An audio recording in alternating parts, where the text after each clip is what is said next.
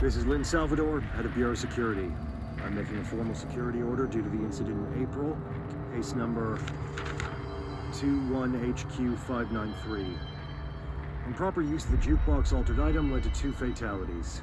We believe a pair of agents used the jukebox to travel to the quarry threshold, engage in inappropriate workplace behavior. An expedition team found them decomposing at the formation's base a week later.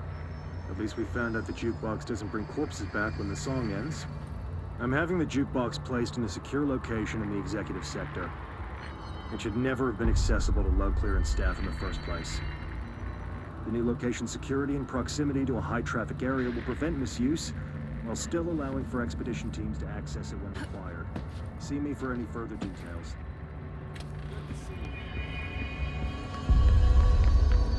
Yeah, I found a file on the old director, Northmore.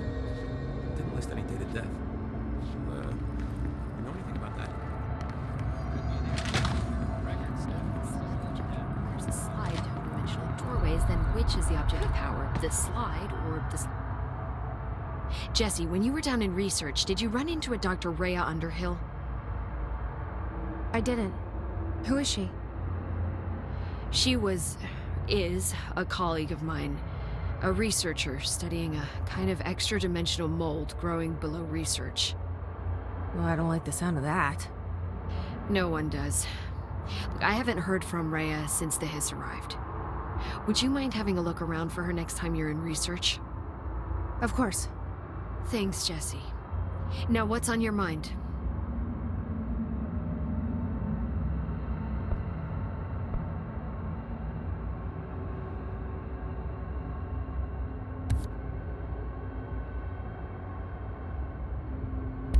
How do you feel about me taking over as director? You act like it just happened. You've been director since we first met, remember? I'm still thrilled. Nothing's changed. Not for me. But the Bureau has changed. Trench and Darling are gone. Their knowledge, anything not written down, disappeared with them. They knew the Bureau better than anyone. They're the Bureau's past, Emily. We won't operate like they did. We'll learn from their mistakes. We'll be better than they ever were. We won't ever be like them. When the hiss got into my head, I saw some weird things.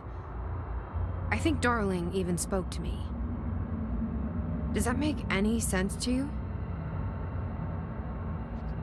Empirically, no, but phantom voices as well as hallucinatory states are not uncommon here. Considering the forces that Dr. Darling was working with, he could have been transferred to a different plane of consciousness, physically or otherwise. And that doesn't upset you? Oh, very. And the fact that he hid those forces from me? It's infuriating. But Darling's dream was always to look beyond our reality. This time he may have taken a step too far, but as long as his consciousness can perceive his surroundings, I'm sure he's loving it. Maybe Darling was just trying to protect you from the darker side of his work. Fuck that. I'm not a child. Like, don't just assume I'm gonna consider something morally repugnant. Which it all was. Which it all was, of course.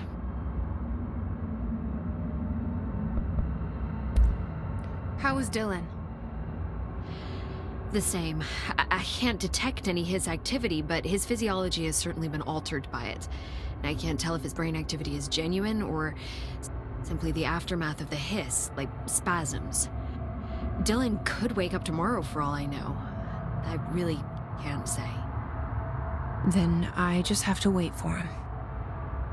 That's fair. He waited a long time for me. But don't worry, we'll be monitoring him round the clock. If he wakes up, we'll be ready. I don't mean that in a hostile way, just, well, you know. I hear you. My brother isn't exactly popular around here. I hope one day he'll have the chance to change that.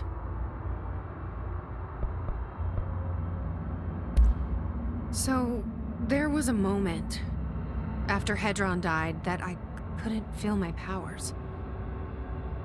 The hiss got into my head.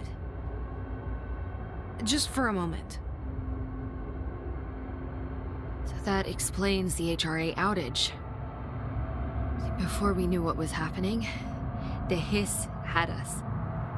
They were in my head. I saw terrible things. I mean, I was about to go under forever when the hiss was pushed back. The HRAs had come back on. Dylan vanished afterwards, and we fought off the hiss that came after him. So if Hedron's death knocked out the HRAs, that means there must be a new local source for them to relay. Which I'm guessing must be... Me. you. Hedron is dead, assuming that word even applies to a resonant-based life form. But whatever it awakened in you, the power you call Polaris, is still active. Or at least, that's what my instruments are telling me.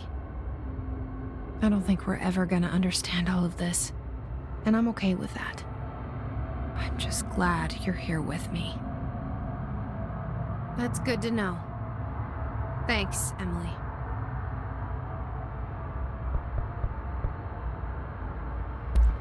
I found Dylan attacking the astral plane and the board. What was he hoping to accomplish? Huh.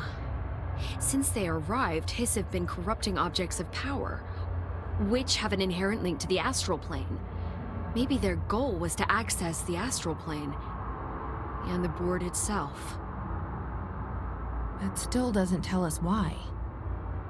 His motives are a difficult thing to work out, but I have been digging through confidential files and noticed a strange gap in knowledge regarding the board. Looks like any data on them has either been deleted or was never gathered in the first place. Then maybe it's time someone looked into that. Maybe it is.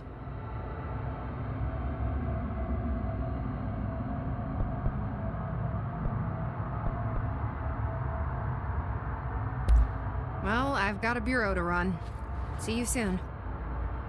Yes, ma'am, Director Faden. Please, Emily.